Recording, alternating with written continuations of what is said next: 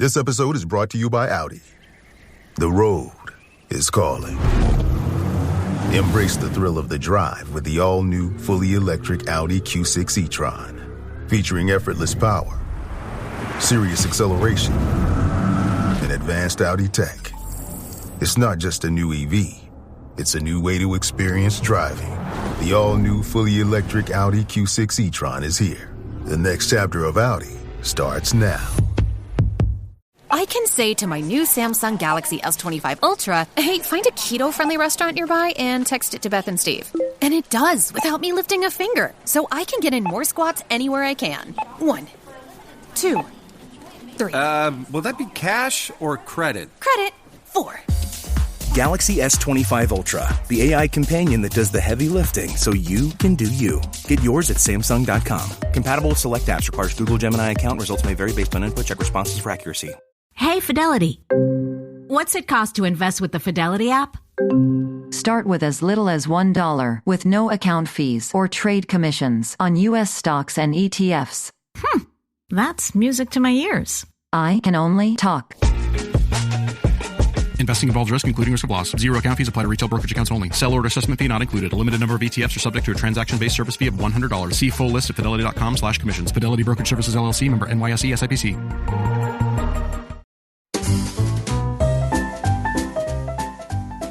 You're listening to the Animation Addicts Podcast, episode 251. Can Cruella De Vile sue Roger?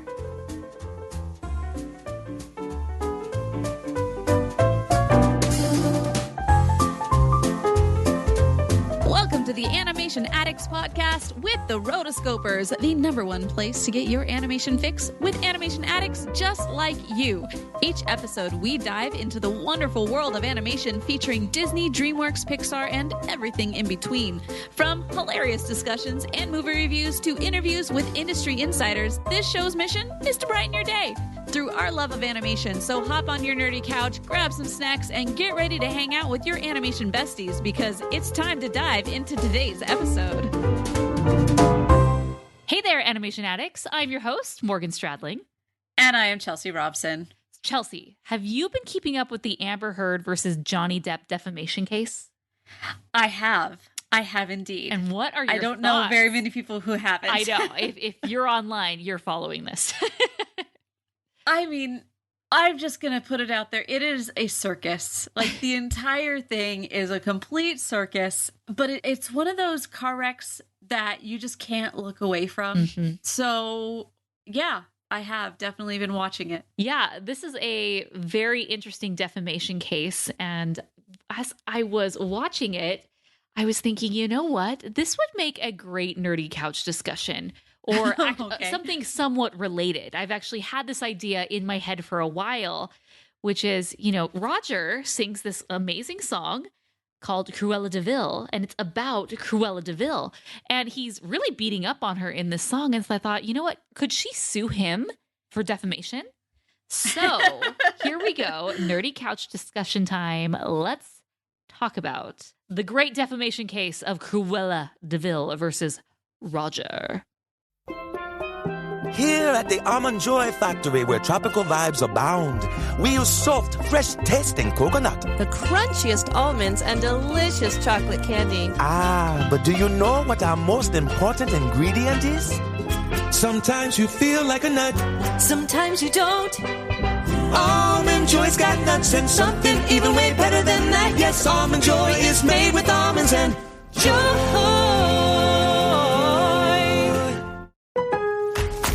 Lowe's knows what makes SpringFest savings even better are member-only doorbuster deals. Right now, rewards members can save $40 on an Allen & Roth Chesler Gold faucet. Was $99, now $59. Plus, save $110 on a Cobalt 40-volt battery trimmer and blower combo kit. Was $279, now $169.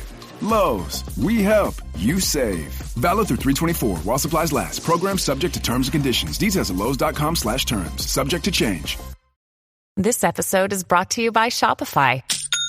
Forget the frustration of picking commerce platforms when you switch your business to Shopify, the global commerce platform that supercharges your selling wherever you sell. With Shopify, you'll harness the same intuitive features, trusted apps, and powerful analytics used by the world's leading brands. Sign up today for your $1 per month trial period at shopify.com/tech, all lowercase. That's shopify.com/tech. Cruella De Vil, is she a public figure? Because if we're talking about defamation, typically if you're a public figure, you're kind of fair game. That's why in a lot of songs you might hear references to like different celebrities or whatnot, and presidents, and you can a lot of rap songs, a lot of pop songs. Yeah, they'll just kind of like throw a name out there, right? Yeah. It's unclear in the movie. And so I kind of broke down, where we are. I think you and I, we'll discuss it and then we'll come to a consensus on is she or isn't she. So in the 1961 animated film, it's clear that she's old school friends with Anita. And I don't know about you, but when I was a kid, this never made sense to me. Because Cruella is freaking old and Anita is young, youthful, and beautiful. So moral of the story, just don't do drugs, kids, okay? Dearly devoted. I just don't buy it.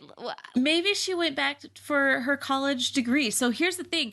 I did some online courses, and there was who is one of my dearly devoted old schoolmates, friends, we're like 30 years different. Yeah.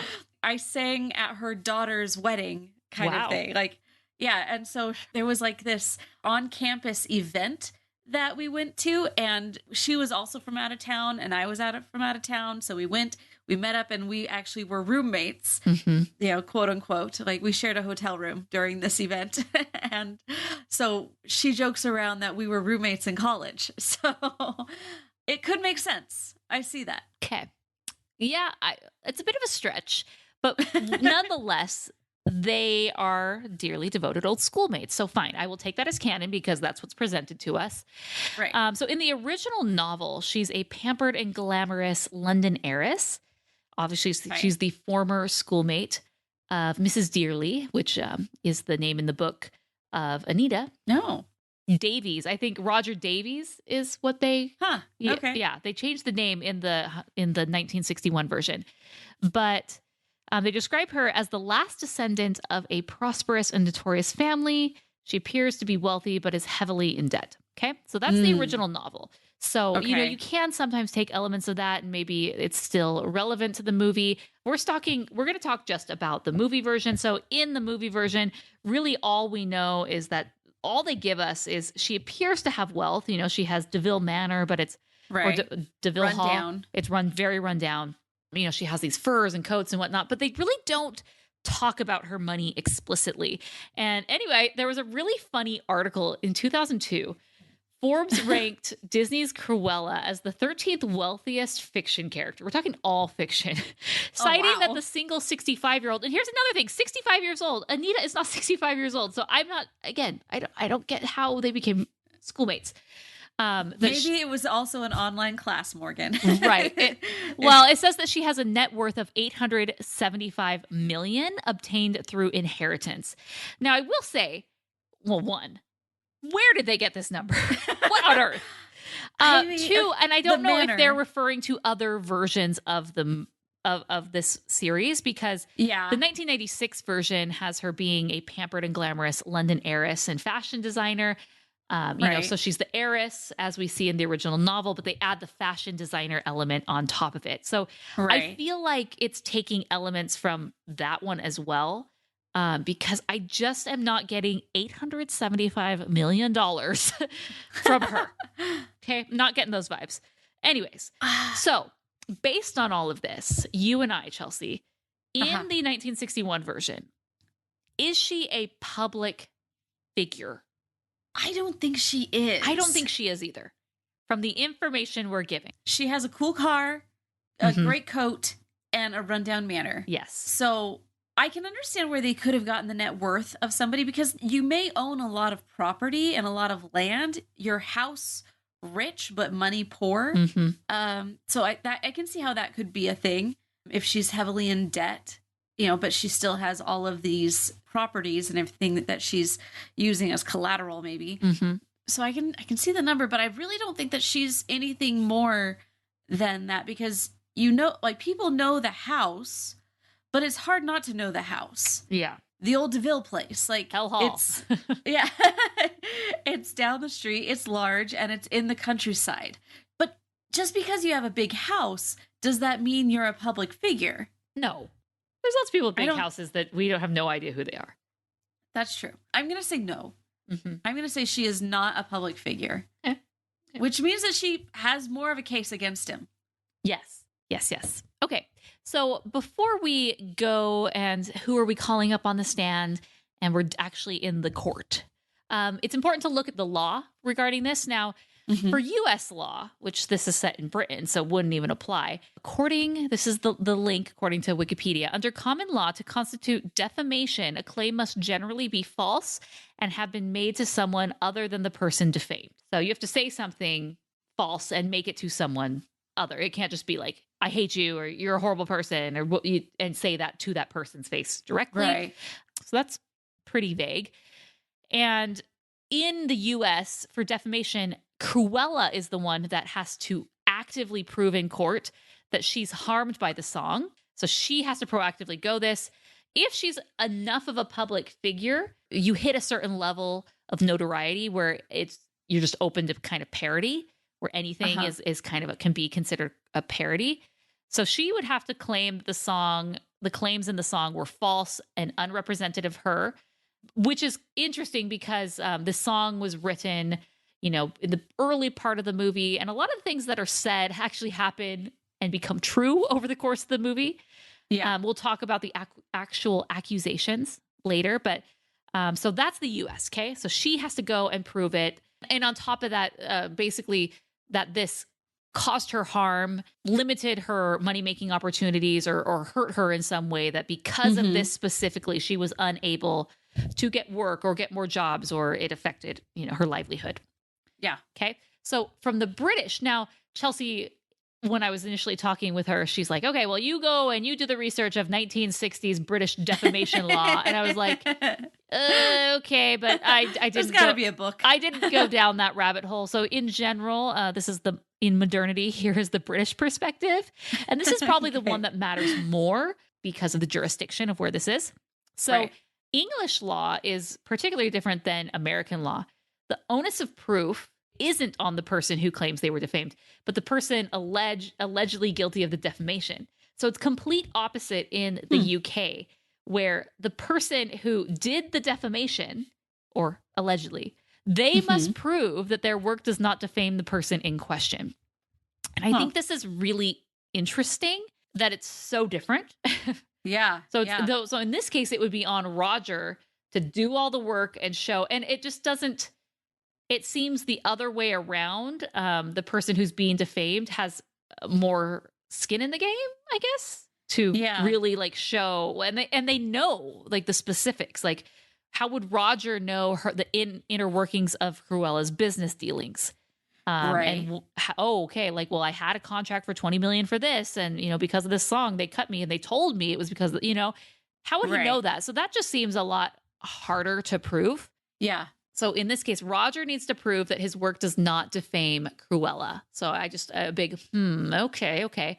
And in general, these laws need to be applied. Are they only really applied to people who make these claims as informative fact? For example, journalists, for newspapers, documentaries. It's people who are supposed to be reporting on the truth.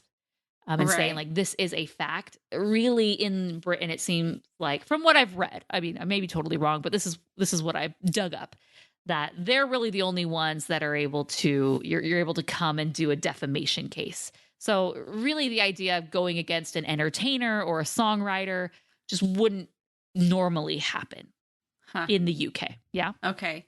So that's probably why this case never came to fruition. She was in jail and had other things on her mind, Right. So let's jump down to the actual song. Okay. If this is satire, well, then that alone kind of vindicates it, because, satire, you can get away with a lot. But, you have to specifically say that the lyrics, that they're not just an opinion, but they're explicitly stating something that this person did, right? With the Amber Heard case, there's specific allegations of abuse, both ways that were claimed. And I'm not going to give my opinions on that case. It's for another day. But hashtag justice for Johnny. But this is a little different. So I'm gonna sing you the song. Okay. Cruella De Vil. Okay, maybe I won't. Cruella De Vil. If she doesn't scare you, no evil thing will. So I highlighted, if she doesn't scare you, no evil thing will. Again, that kind of seems like an opinion. That's not a fact of anything presented that she had done. Next up, to see her is to take a sudden chill. Cruella. Okay, so to see her is to make you freak out. Okay, great. Again, speculation or opinion. Speculation, yeah. Hearsay. Yes. Hearsay. The curl of her lips, the ice in her stare, the innocent children had better beware. So basically saying that she is a threat to children. Okay, see, that's something that could be more so. But it's not, there's no specific. Right. Is it insinuating anything, though? That's the question. Right. And I don't think it is. I don't know who would have to. It's more of like be afraid of her just as like a scary thing. Yeah. And if you're a kid, like definitely be scared. Yeah. She's like a spider waiting for the kill. Look out for Cruella De Vil. So again, just making a comparison. Yeah, not. At first, you think Cruella is a devil, but after time has worn away the shock, you come to realize you've seen her kind of eyes watching you from underneath a rock. So is he saying that she has spied on him or has trying to steal his identity? I don't know. Like, what is that insinuating? Trespassing? I don't get any specific allegation of something that she's doing. It's just kind of like you come to realize. You've seen her kind of eyes. You've seen this kind of before. It's not you've seen her eyes watching you from under a rock. You've just seen something like it, and calling her the devil. I mean, your name is DeVille, and your license plate says without the space, basically devil. So I mean, that's something that she kind of is leaning into anyway. I would say, right? Just due to the nature of her last name. This vampire bat, this inhuman beast. She ought to be locked up and never released. Again, she ought to be. It's not necessarily stating, but he said speculation. He is saying that she's a vampire bat and an inhuman beast. I mean, of all of the lyrics, it seems like that is the most concrete as far as an accusation. But even then, it's like, okay, I'm not sure anyone believes that she's a bat, and even then that could be metaphor because no one believes that she's a vampire bat. Right. Yeah. Or an inhuman beast. Like, she's not, if you're looking at literally, okay, nobody's believing that. Yeah. The world was such a wholesome place until Cruella De Vil. Speculation, once again. So, I mean, there we go. That's the allegations. And it seems pretty weak. So if we were to go to court with this, I mean, there's the argument for her winning this lawsuit and the argument against. So if you were on Team Cruella and who would you call to the stand? How would you fight this? So we only know her two minions, Horace and Jasper, and she could pay them to say whatever they want. Exactly. She wants. And they have no scruples. They would do it under oath. Doesn't matter. So that's who she would call to the stand. So can she prove damages? Even though everything is speculation, can this still be proven that he ruined her career? Because if she is a fashion designer, then all of this is opinion. So it's really hard for her to come up and make a real powerful case that it changed her ability to make money. Because sometimes people would be able to use this as, if you have news about me, it means that my name is in your head and then I can use that for my benefit later on. But if she really wants to prove defamation, she would bring Horace and Jasper up. She could also bring up the nanny and say, have I done anything? Is there anything that I have done that would have constituted me saying that I need to stay away from innocent children? Well, it depends on if it's before or after she stole the puppies. And before or after she said that the puppies pooped on her bed. Wait, that didn't happen. I mean, you just don't know. Did it happen or didn't it? She could have a photograph. I think Roger still is in the safe in this scenario. I think so too. I think really the lyrics, all it comes down to is these were opinion, speculation. Yeah, and there wasn't anything concrete that was alleged to happen. So yeah, I'd say that if she took him to court, even under British law, he would win. So she can sue him if that's the question. Yeah. The original question was, can she sue him? You can sue anyone for anything. Yeah, now, whether it gets, accepted and you win is a different story. And I think in this case, sorry, Cruella, not going to happen. You lose. Who else could she have called to the stand? I mean, she could have called her dearly beloved old schoolmate. Yeah, it just wouldn't happen. Anita wouldn't do it. She has no allegiance to her. She has very little. Right. She is more sympathetic to her than Roger, for sure. Roger just doesn't see her. We all have that, like, your friend's friend or like a boyfriend or whatever, where you're just like, I don't get it. Like, this is your friend and you love them, but like, I don't get why. And so that's for sure with them. Huh. Yeah. Yeah, I'm going to say that she doesn't have much of a case. However, she would definitely try. And especially with after all of the money, more money they could ever dreamed of, was made on this song, I'm sure that she could have swung something, or at least she would have tried. I think in this universe, Cruella tried to sue because she wanted that sweet, sweet royalty money. Right. And, she failed. Do you think this even went to court? I would hope not. But you never know these days. Yeah, exactly. Yeah, I think she was in jail, so I don't think this ever really went anywhere.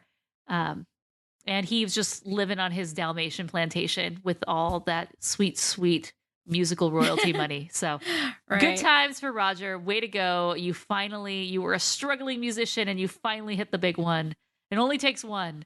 It does. And even sweeter was just the sweetness of the being able to dig the knife into Cruella, how much he hates her and despises her through song. I mean, the thing is, he didn't hate and despise her. He just was annoyed by her. Uh-huh. And it happened to be that her name fit really catchy tune that he came up with. I think it was kind of rude of him to do so, not having known her at all. But after everything happened and she actually stole these puppies, then I would say, you know what? She ought to be locked up. Yeah. Come on. Especially since she was a public figure. If she were, then she, he definitely would be able to say even more of these things and totally be fine. But I think under what we've investigated, she was not in this case. She was not a public figure. She was an old schoolmate. So there you have it. Morgan and Chelsea were on the case. We figured it out.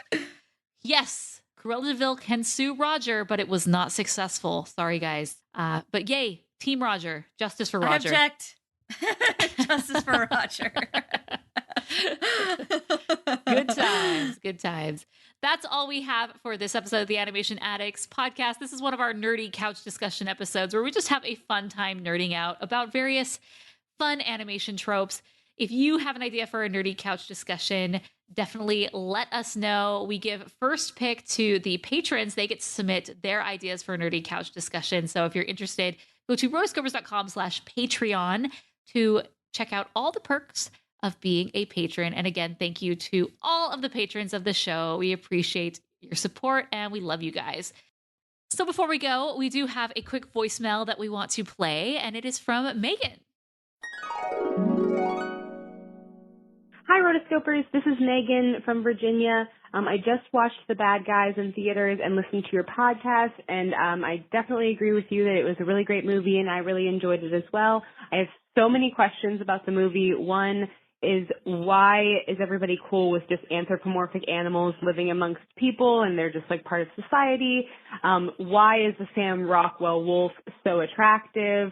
What is the deal with the shark and the piranha just not being around people and everything? It's so many things, but we don't really have to nitpick it or talk about it. It's just accepted in the canon of the world, and I think that's great.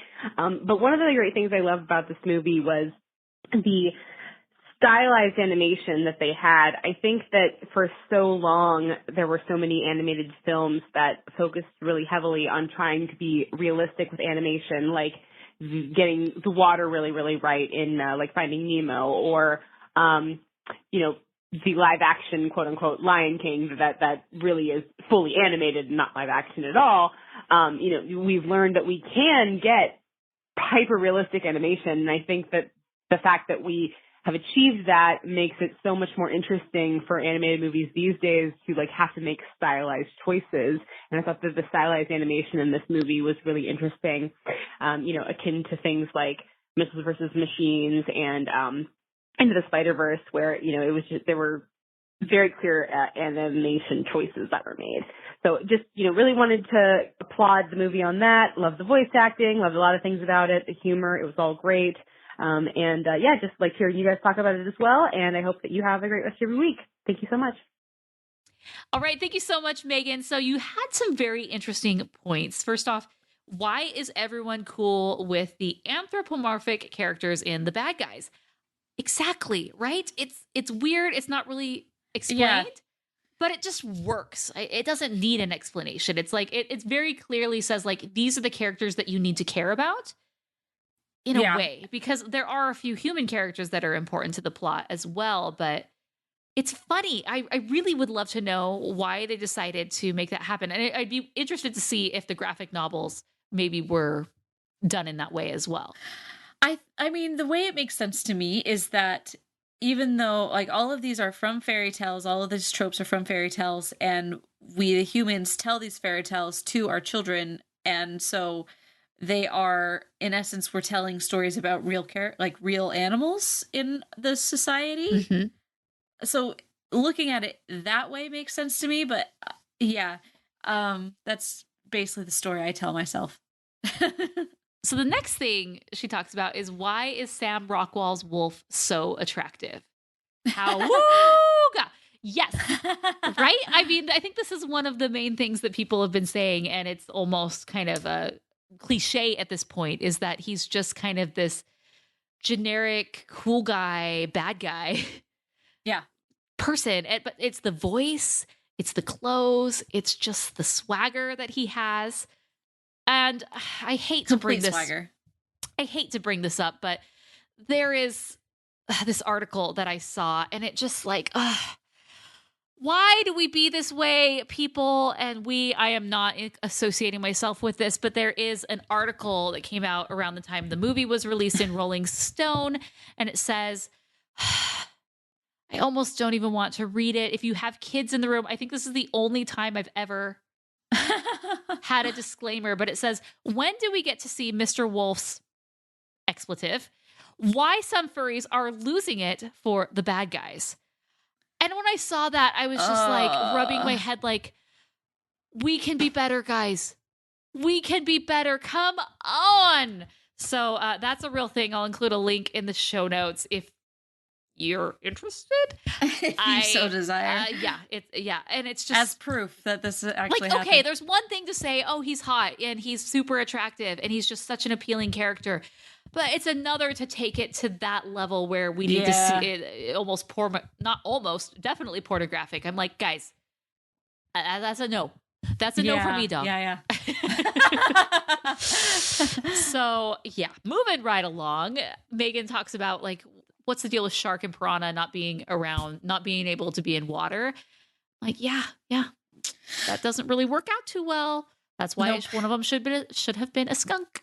Yeah. But and then the last point she kind of talks about is she just really loved the stylized animation for such a long time. There's been such this focus on hyper real, like how close to realistic can we get? And I really love with this, they're just pulling back and they're like, okay, we've really advanced computer animation quite far if you have the budget, obviously. How can we pull it back and make it unique and its own thing? And I really think it just did such a great job. And The Bad Guys, it's just done really well at the box office. I'm just so happy for it. It's coming out on Blu-ray soon and digital, and we're going to be getting a press package. And they're like, hey, do you want one? I'm like, abso-freaking-lutely. I love it. Abso-freaking-lutely. So thank you so much, Megan, for sending in that voicemail. If you want to leave your voicemail, we are going to be doing a voicemail mailbag show where all of the voicemails, we're just going to do it as a big grab bag in the future. So send a voicemail on any topic, whether it's something we discussed in a previous episode or just a random animation topic you would like to discuss. Go to rotoscopers.com/voicemails. You can also give us a call at 406-646-6575. Now, with that, our next episode is going to be a fun one. We are going to be reviewing Chicken Little as part of our foul. What you have a more fun name for it? What is it? Our Flying Fowl series. So we're doing Chicken Little, followed by Swan Princess 9 and 10. Which in Swan Princess 9 and 10, there really is no fowl. Odette doesn't turn into a swan in that, but it's just because it has swan in the title. We're like, yeah, sure, why not? We wanted to talk about these ones anyway. But ignore that, guys. It's going to be a fun discussion for sure because those movies are surprisingly good. But before we get to that, we will be talking about Chicken Little. So get ready. Good time going back to 2005. So with that, that's all we have for today. Until next time, we are the Rotoscopers.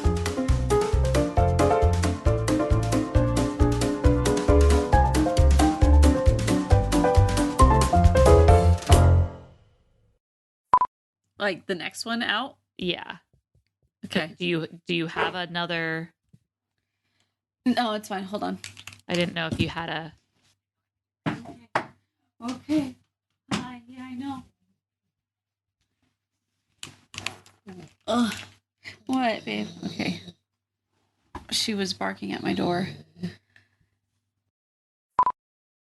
You've been listening to the Animation Addicts Podcast. If you enjoyed this episode, don't forget to subscribe and be sure to leave us a 5-star review. We're available on Apple Podcasts, Spotify, and wherever you listen to podcasts. And if you want to help spread the word, be sure to share the podcast with your friends on social media. Just don't forget to tag us at Rotoscopers on Instagram and use the hashtag Animation Addicts. For all the links and full show notes for this episode, go to rotoscopers.com/podcast. Now, if you still can't get enough for your animation fix, be sure to subscribe to us on YouTube and visit rotoscopers.com for more animation news, reviews, and interviews. Thanks for listening.